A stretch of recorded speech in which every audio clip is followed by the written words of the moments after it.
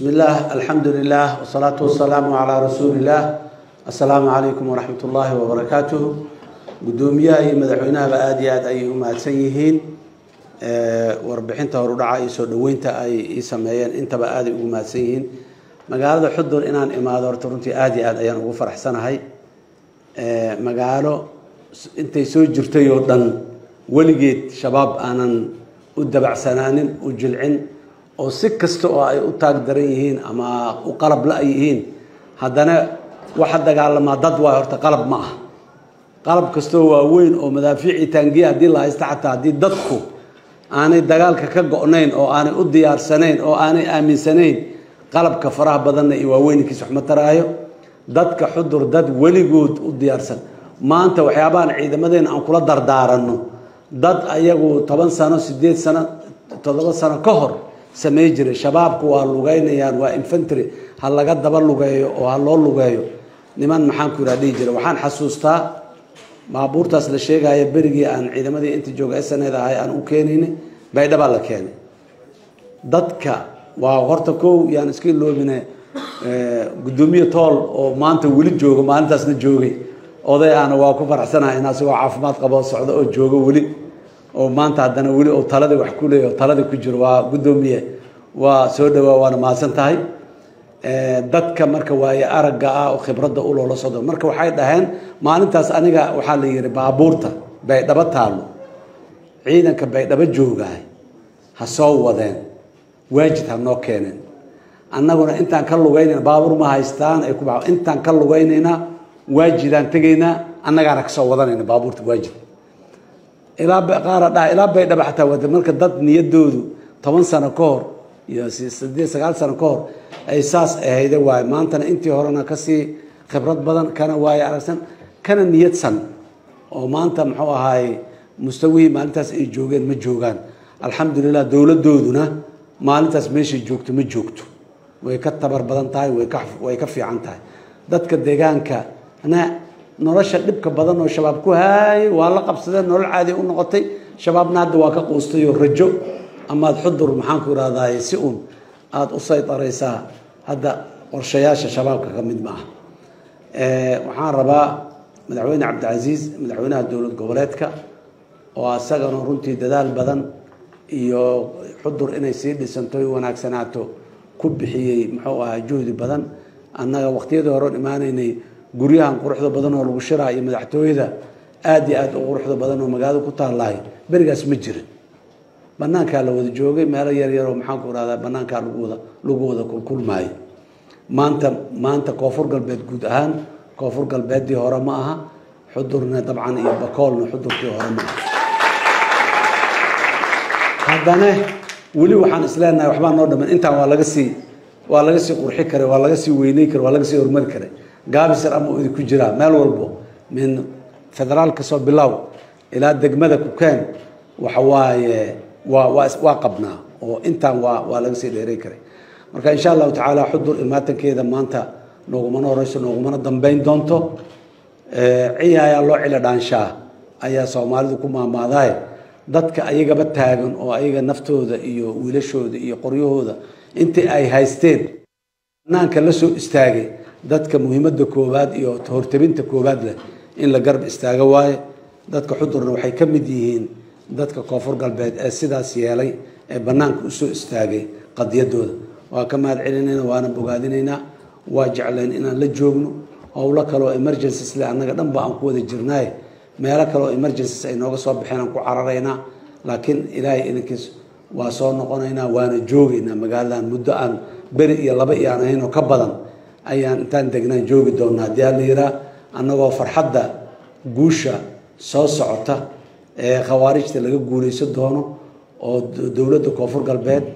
iyo dawladda federaalka oo la jirta iyo dadka deegaanka iyo maamulka deegaanka iskaashanaya guulaha ay mar dhow shabaab ay ka keeni doonaan waa iskula wada dabaal degi doonaa halkan waan isla wada joogi doonaa insha Allah ilaahay idinkiisa midda uu gudoomiyaha ka dhawaajiyay dadka reer Xudur iyo dadka Soomaaliyeedba kulli waa mudan yihiin arbor maxaan ku raadaay laamiya wadooyin laami oo magaalooyinkooda dhaxmara inay helaan dhamaan waana la sameeyna bas وحواية تبر ما نقولنا مسطاكو تاكي إن نقولي كرنا ما هو بناه تبر نقولنا وداينكي تبرت الدولة دينا فدرالكا هي الدولة دينا محوها دولة كبرات كبا وايرتها واكتين هدان صبر هدانا وحكستو أوده يرى على الحين دقالكا محوها لو جهيي محوها هرومارنتي iyo dhismihii iyo dib u dhiskii kulli waa noo dhiman yahay laakiin inta aad sheegteen oo hadda 2 kiiloomitir wadada magaalada faras magaalada marta ugu horeyso kale annagoo dagaal ku jiro wax wali la kari karo waay marka insha Allah dawladda koonfur galbeed iyo dawladda federaalka aadan armaas uga tashan doonaa sida ugu dhaqso badan ay suurtagal ku noqon karaan waa ku soo bidoonaa taasna waxaan rabaa dadweynaha reer xudur in la gaarsiiyo hadii aan leeyahay maamulada degmooyinkooda la haysta khaasatan madaxdoodii mas'uuliyiintoodii ay halkan maanta joogto waxaan u sheegaynaa ha sii diyaar garoobaan qorshayaashoodii deegaanadoodii iyo deegaanada degmada hoos yimaada sidii shabaab looga nadiifin lahaa oo maxaan ku raadayay dadka deegaanka mashruuca xasilinta ee imaan doona meelaha ugu horeeya iyo meelaha sidii loo kala hormari lahaa loo waxay lahaa ilaa hal mar maxaan ku raadayay gobolka Bakool degmooyinkiisa iyo tuulooyinkiisa oo dhan inaan hal mar wax ka qabanaa dawlad goboleedka iyo dawladda federaalka haddii aan isku tagna xataa ma awoodin laakiin waxaan awoodnaa degmooyinka inaan ka bilaawno tuulooyinka waaweyn degmooyinka inta badan xoray ahaayeen waxna waa ka jiraan waa ka qabsan yihiin bar caafimaad iskuul wax waa ka jiraan laakiin meeshaan waxba ka jirin oo 1000 sano ka hor siday dadku u noolaayeen looga nool yahay tuulooyinka waay in badan oo tuulooyinka kamid aan soo maray runtii meeshii shabaab laga kiciyay kuwii aanu shabaab joogin waa dhaqan yihiin waa caynta laakiin meel kasta oo shabaab laga kiciyay eber ka soo bilaaw bar caafimaad male iskuul male maxaan ku iraahday police station male maamul kale iyo deegaan kale male kulli waa inaan hoos ka soo wada bilaawno laakiin waxaas aan hoos ka soo bilaawno muddo gaaban aan ku sameyn karnaa marka dadka naga iyo dawladeena heerarkeeda kala duwan markaan isgarab istaagno iskaashano muddo gaaban aan ku sameyn karnaa hadii Allah waana sameyn doonaa ilaahay idinkiisa insha Allah haddii aan u soo noqdo maamulka dawlad goboleedka dawladda koonfur galbeed golahooda wasiirada inaa maanta xudur joogtaan astaan waay fariinna waa diraysaa waxay u diraysaa dadka reer koonfur galbeed meel kastoo ay joogaan waxay fariin u diray dawlad goboleedyada kale dabcan dawlad goboleedka galmudug ayaan muddo soo joogay maalintii aniga aan tagay sitamaanka bacdi madaxweynaha xukuumadda golihii wasiirada inta isugu yeero dhahay maanta golaha wasiirada maanta laga bilaabo fasax waaye nin walba deegaankiisii ha aado wuxuu ka qaban karaa ka qabto dadkiisii hala noolaado meeshii maanta shabaab laga riixaba ha tago ciidanka hala socdo ha arkeen mas'uuliyiintii iyo madaxdii inaanay xafiisyo iyo eray ku dhishinay guriga aanay dhex fadhine ay dadkooda la joogaan ha arkeen fariintaas unaan anigana idin leeyahay maamulku uu soconaa waana loo baahan yahay laakiin mas'uul kasta ama xildhibaan ha ahaado ama wasiir ha ahaado ama muxuu ahaa sheekh caalin ah oo dadku ay muxuu ahaa yaqaanaan ha ahaado ama ganacsade la yaqaano sidaas oo kale ahaado nin walba deegaankiisii iyo dadkiisii inuu dhex istaago oo yiraahaye waana kana guriyii ma fadhino aan iska kicin cadowga nacaska ah oo maxaan ku raadaan ugu daahayo dhowr iyo 15 sano muxuu ahaa nala joog dadka ha loo dhimriyo ha loo sheego xorriyadu in aanay shabaab dadka waxay u sheegaan shabaab meelaha aan joogno annaga amniga ka jiro meelaha ay joogaan amni ka jiro amniga ka jira amniga xoolaha waay xerada tirada ariga ah oo adiga aad leedahay waraabaha waa ka ilaalinay dawacada waa ka ilaalinay bahal kale iyo wixii intaas ka weyn oo dhan waa ka ilaalinay tuug waa ka ilaalinay inuu inta yimaado neef ari ah xerada kala baxo ama ariga meel daaqa iska wato laakiin adiga cawada marti haday ku timaado xeradaad galay meelaad ka soo qabanay waa biraynayso ma adiga amaanka ma ah laakiin inta kale amaankiin xoolahaaga shabaab saas waay inta kale haduu dadka amaankiisa asaan amaan laga ahayn meeqay gowraceen meeqay dileen meeqay waxayeen magaciisa waa iga dhumay aadan u xasuusnaa jiray wadaad degmada Tayeglow macallin 9 iyo dhowr jir ahay oo weligiis noloshiisa macallin dugsi soo ahaa jiray degmada Tayeglow ku gowraceen muxuu ahay 2013 iyo 2014 bidaya ma xasuusteen ninkaas 9 jirka oo cimrigiis maanta 20 sano jira ilaa maantaas la dilay inta u dhaxaysay macallin dugsi quraan soo ahay qofkii intaas ku ixtiraami waayo da ku ixtiraami waayo oo quraanka kariimka ee sharaftiisa ku ixtiraami waayo amaanka laga yahay maxaa waaye iyo cidda amaan u sugi kara yaa waaye sheekhaas allah u naxariistay waxa waaye ma yowdhaa waxaad sheegaysiin nimaya waaxid jira ma ana raalli ahaadu dhahay intaas ay ku dileen shayaatiin waaye taariikhda islaamka iyo taariikhda ummadaha kalena ummad kasta taariikh waa leedahay shayaatiin sidaan oo kale ay ka soo baxaan khawaarij diinta ka baxday dadnimada ka baxday damiirka bini aadamka ka baxday ummadaha dhan waa ka soo baxaan meel kastoo joogaan kuwaasay ka mid yihiin diinta meeshay ka joogaan culimmadeennii noo sheegtay in lala noolaadana annagaaba soo aragnay oo taabanay inaan lala noolaa karin nimankaas wax isukaan ag yaallo ma laha waxay sukaan ag yaallo wiilasha Soomaalida ah waxa waaye mabda'aas qaloocan inay ka tanasulaan oo 20 milyan ee Soomaalida ee Soomaaliya ku nool waxa ay rabaan iyo nolosha ay rabaan ay la aqbalaan ay la qaataan waaye kiisaas yeelahay wiilkayni waaye waa soo dhaweynayna kiisaas yeeli waaye cadow waaye waa iska dhicinayna halka cadow oo ummadda ay leedahay waaye waxa ay nagu dhibaan waxa kamid ah annaga qaraabo wali nala yahay ninka shabaabka dad badan oo annaga naga mid ah qaraabo la yahay ninka shabaabka qaraabaduna waa tii isku naxariisato isku ilaaliso isdifaacdo oo maxaan ku raadaay isku dan ah oo isku degaan oo isku sharaf ah nin hadduu ku arko inuu ku gowraco diyaar u ah maxaa wax kale idinka dhaxay maxay odaya wiilkayga meesha jira sada cawdi oo la soo hadla waxayna muxuu ahay waa yaani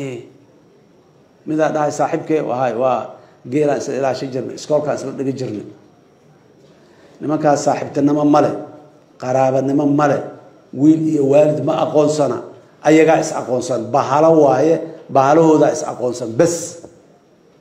yaana lagu kadsoomin oo lagu sirin inay alanka aw abdow inta la yiraahdo yaa la soo dhaweysay xarada la soo gashay waa ku qarxina waa ku dila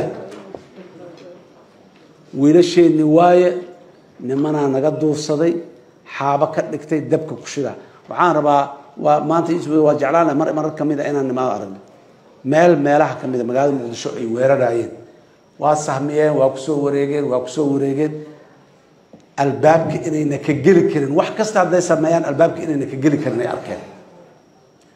intay meesha ku wareegaan waxay arkeen albaab yar oo gadaal ku yaalo oo yar oo bir ah oo meesha gajaale yar oo bir oo meesha ku taalo oo la waardeeynin korboordiye xagga ale oo saaran yahay laakiin albaab furan oo caadi loo isticmaalo ma aha waa albaab loogu talagalay emergency haday dhacdo lacala in laga baxo oo qolooyinka amniga ay dhahan meeshaan albaabha laga sameeyo albaabkii yimaadeen 6 wiil ah isu soo raacay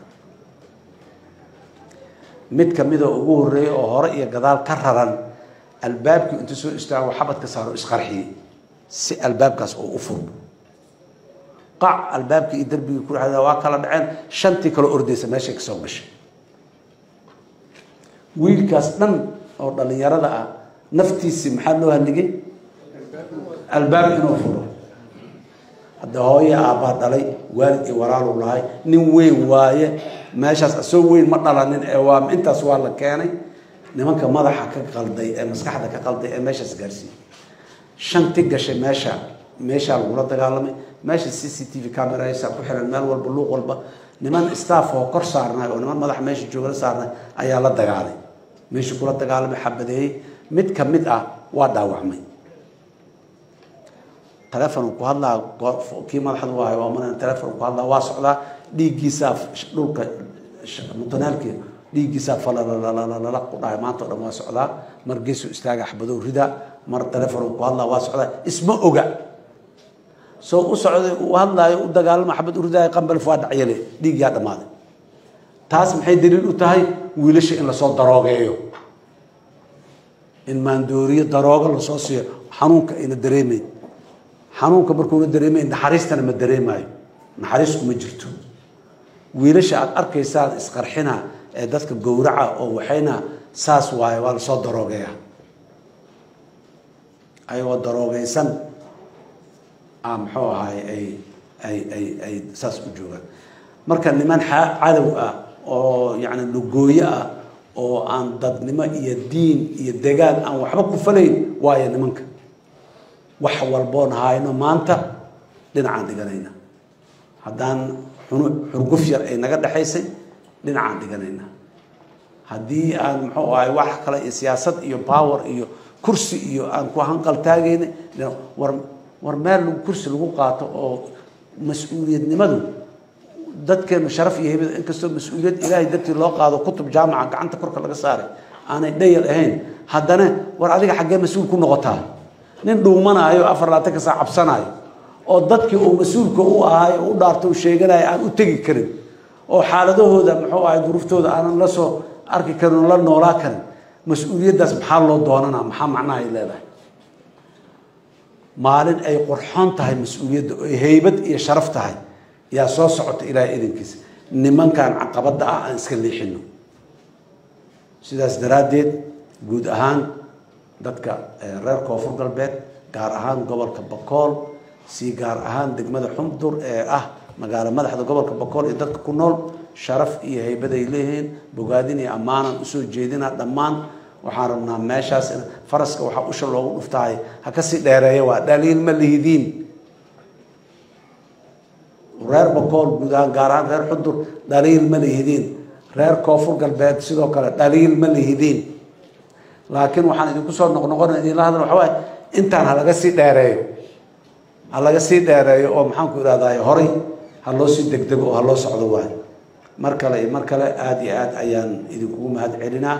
waa idin bogaadinaa waa fiicantiin dagaalkii dhinacaas ilaahay idinkiis waa ka soo dhamaaday labadan dawlad goboleed ee koonfur galbeed iyo maxaan ku iraahdaa Jubbaland oo ka socda ayagana waa ka socda ayaan rabnaa inaan soo wada xoojino isku nimaado Jubbaland ma tagi karno haddaan koonfur galbeed xoreyn xeebta baraawo ka soo bilaaw ilaa maxaan ku iraahdaa ku geey rabdhuure iyo meesha hadda aan ka hadlaynay iyo yeed iyo maxaan ku iraahdaa ceel barde waxa waaye koonfur galbeed waaye marka inaan koonfur galbeed xoreynana waajib ay nagu tahay shabaabka madax banaanaato meeshaas ilaa meesha ugu galbayso waa qodobka labaad si aan Jubbaland oo deegaan Soomaaliyeed ayadana ay u xorowdana waa aan xooggeena u geyno waa dagaalamo haysa waa xoroobo haysa laakiin xooggeena aan u geyno koonfur galbeed waa ina xoreynaa haddana kama talaabsan karno ka talaabsiga aan koonfur galbeed ka la taabtana Jubbaland ciidanaan u waxbaan u dirnaa laakiin waa maxay diyaarad ku qaad maxaan ku raacay markab soo saar badda ka soo wareeji iyo wax la mid ah laakiin anagoo jidka ku socono oo ordeyno qalabkeena wadano yaan rabnaa sida aan u leenahay hiiraan ayaa koonfur galbeed xuduud la leh xuduudda Itoobiya laga soo bilaabo ilaa maxaan ku raacay shabeellada hoose lagu tago hiiraan ayaa ku teedsan galbeedka hiiraan waliba oo webiga shabeelle qoraxsinkiisa inta ah oo wali shabaab ku dambeeyo ayay ka soo xoog soo saareyna saan u soo soconana laba talaab ka bacdi waxaan ku jirnaaba gobolka Bakool iyo gobolka shabeellada hoose aan ku jirnaa insha Allah ilaahay idinkiis barnaamijka iyo khariidada oo guusha waa noo wada degan tahay intaan la imaanayna intaan la fadhiisanayna intaan la imaanayna deegaankana Xudur Baydhabo yani dalkan dhamaan la imaanayna la joogina meel walba dadka Soomaaliyeed sharafta badan ee dawlad goboleedkan ku nool waxaan leeyahay waa dadaasheen bilow fiican aad joogtiin aan si xoojino annaguna xooggeena iyo caqligeena waa idin la garab taaganahay waana idin la joogaynaa orda socda ee dagaalama ee saas yeela idinma dhahayne ama xogaagaas muxuu ahay rasaasta iyo xoogagaas ciidanka idin soo dirna idin ma dhahayna waa idin la joogayna marka aad iyo aad u maasantihiin inaan in badan si caweyno oo aan si wada joogno waa jeclayn laakiin de duruufahaasa yaa nagu xareysan emergencies aan ka shaqeynaa emergencies kan ku cararayna laakiin muddo aan dheereen waa idin la joognaa insha Allah ilaa idinkiis guul aan idin rajaynaa iyo khayr insha Allah waa maasantihiin aad